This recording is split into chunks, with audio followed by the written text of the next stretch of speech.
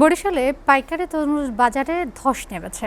মৌসুমের মাঝামাঝি সময়ে ব্যাপক ফলন হলেও ন্যায্য দাম না পেয়ে চরম হতাশায় রয়েছেন কৃষক ও মৌসুমি তরমুজ ব্যবসায়ীরা। বরিশাল থেকে মুজিব ফয়সালের পাঠানো তথ্য, ছবিতে ডেস্ক প্রতিবেদন। বরিশাল নগরীর পোর্ট রোড পাইকারি মোকামে তরমুজের মজুদ, অথচ নেই ক্রেতা। ভোলা, পটুয়ারি ও বরগুনার বিভিন্ন চরাঞ্চল থেকে আসছে হাজার হাজার তরমুজ,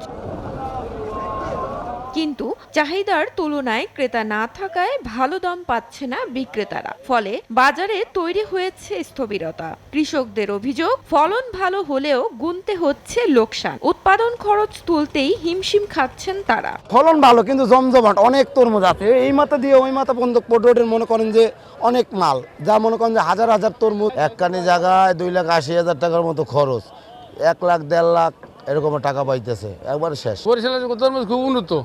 এই তরমুজগুলো বিভিন্ন জায়গায় বিক্রি হয়, রাজশাহী, ঢাকা, দিনাজপুর, ময়মনসিংহ, কুষ্টিয়া, এই বিভিন্ন জায়গায় হয়। কিন্তু এই তরমুজ এই বছর চাহিদা একটু কম। তরমুজের দামটা খুব কম আছে এবং বিক্রেতার একটু সমস্যা হয়। প্রতিবার তরমুজের বাজার ভালো থাকলেও এবার ভিন্ন চিত্র।